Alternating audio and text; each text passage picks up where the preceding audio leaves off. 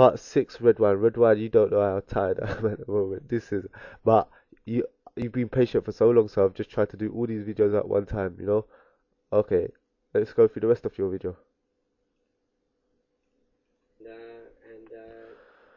Zen Buddhists and all kinds of people that any tradition, even atheism, any tradition that's been around for 1,000 years or 2,000 years, that's had a lot of adherents, that's been exposed to the world of ideas, this Eurasian exchange of ideas between China and India and the Middle East and Europe that's been going on for 2,000 years. And any tradition that's been around a long time has had brilliant teachers.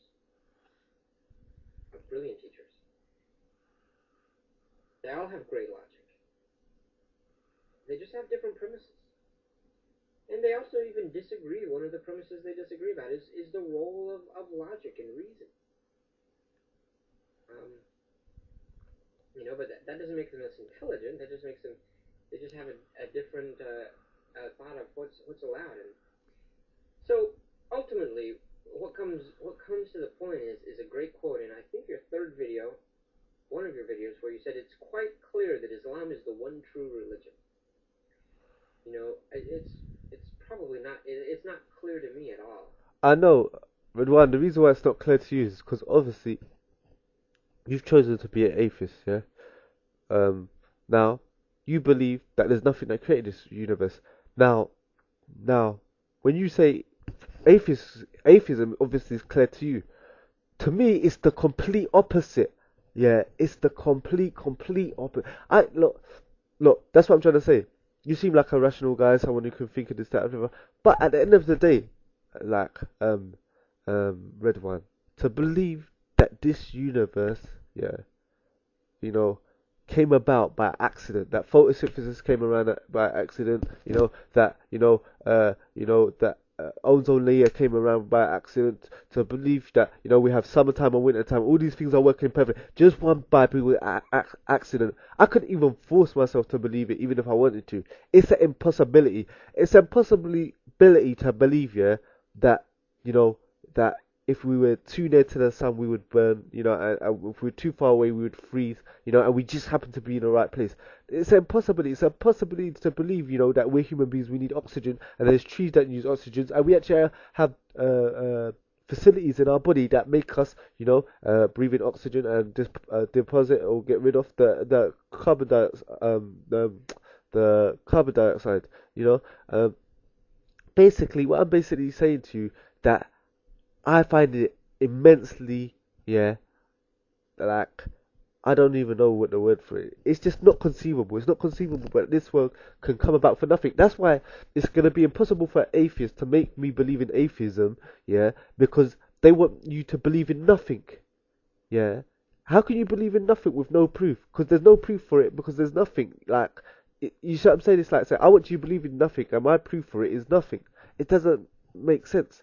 You see what I'm saying? And what I'm basically trying to say to you, to me, it's clear.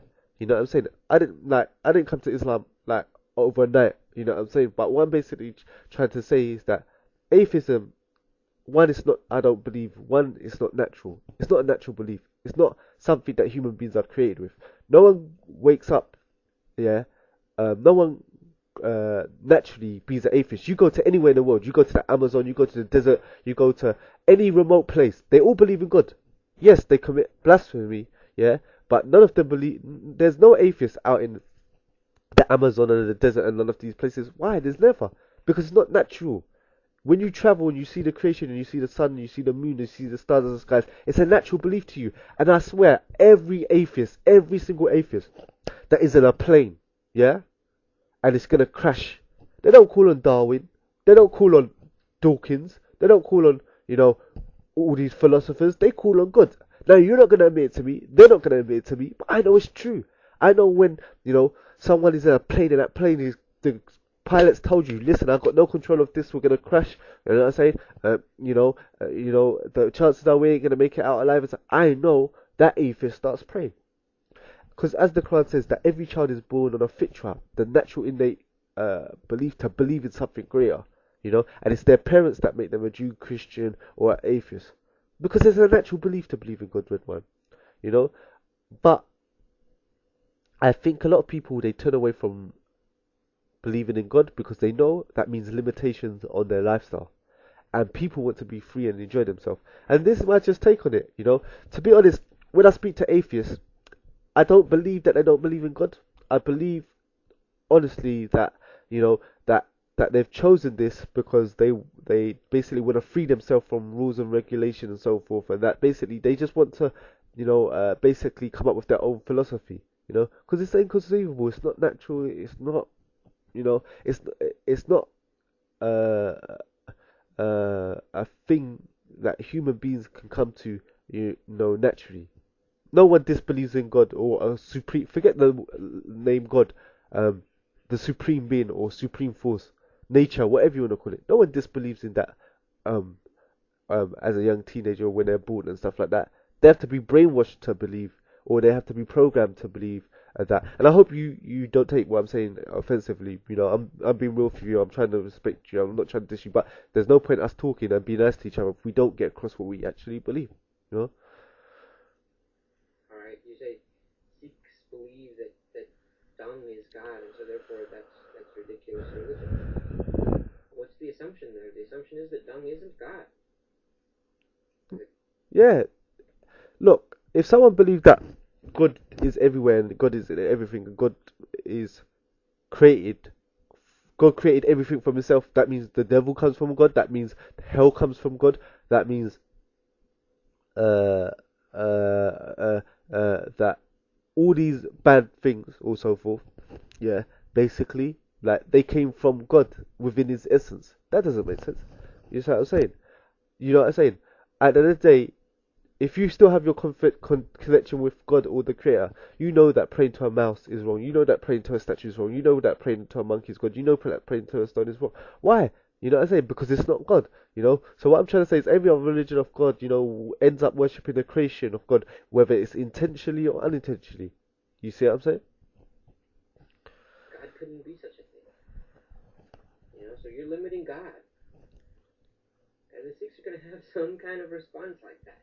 Trust me, I speak to Sikhs all the time. They don't have any response. Whether it be Sikhs, Hindus, Christians, or something, they don't have any response. That's why I'm a Muslim today. If they had a response, an adequate response, I would have been there.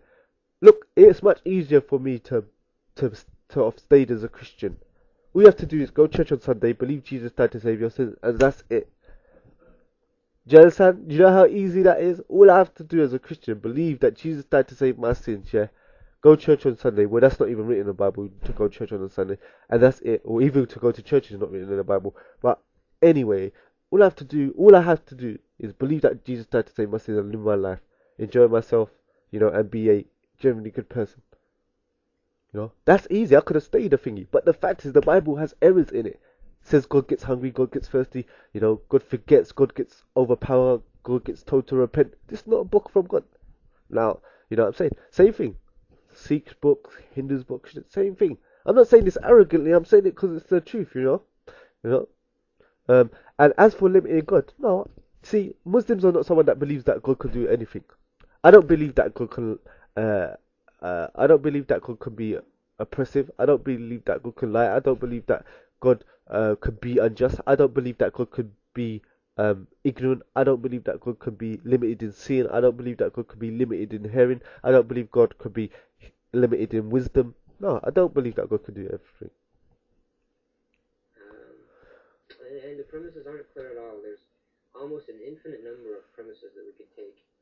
And it's just not clear at all that the God of Islam is the God that exists. It's not. To me, to the Muslims, it's clear that Allah is the only God that exists. Clear that any God exists.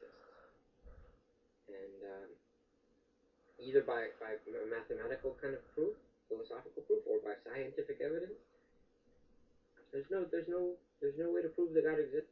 Science proves that there's a God. Some scientists disbelieve that God exists, but science proves that God exists. Clearly, I'll send you some links on science in Islam, if you haven't seen them before.